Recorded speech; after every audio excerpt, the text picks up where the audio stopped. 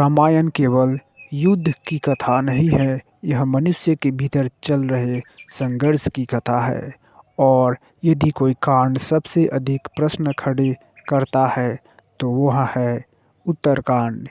यहाँ वह भाग है जहाँ कहानी खत्म नहीं होती, बल्कि सत्य की परीक्षा शुरू होती है। लंका विजय के बाद भगवान राम अयोध्या लौटते हैं।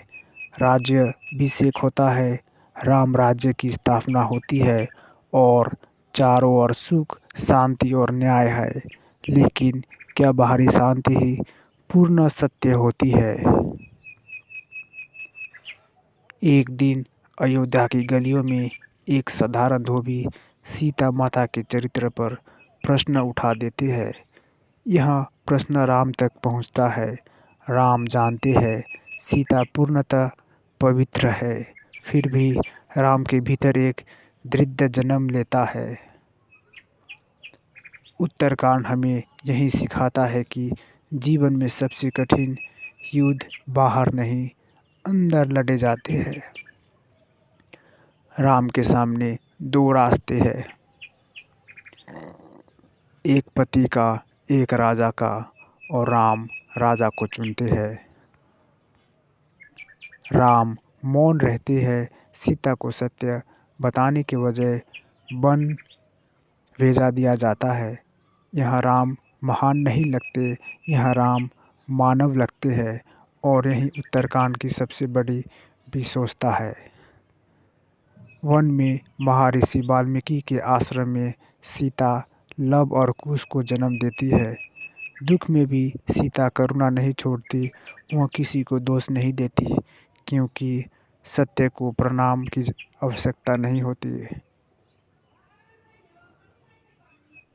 समय बीतता है, लव और कुश रामायण का ज्ञान करते हैं, और अनजाने में राम स्वयं अपनी ही कथा सुनते हैं। यह क्षण अहंकार को तोड़ देता है।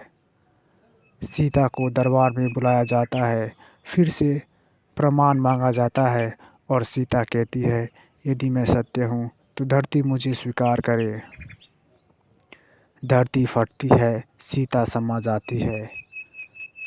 उत्तरकांड हमें कोई सुखद अंत नहीं देता, यह हमें चुप करा देता है, क्योंकि कुछ सत्य तालियों के लिए नहीं होती।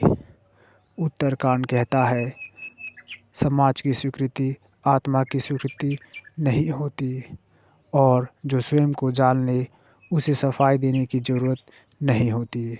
सीता मौन है, क्योंकि मौन ही उनका उत्तर है।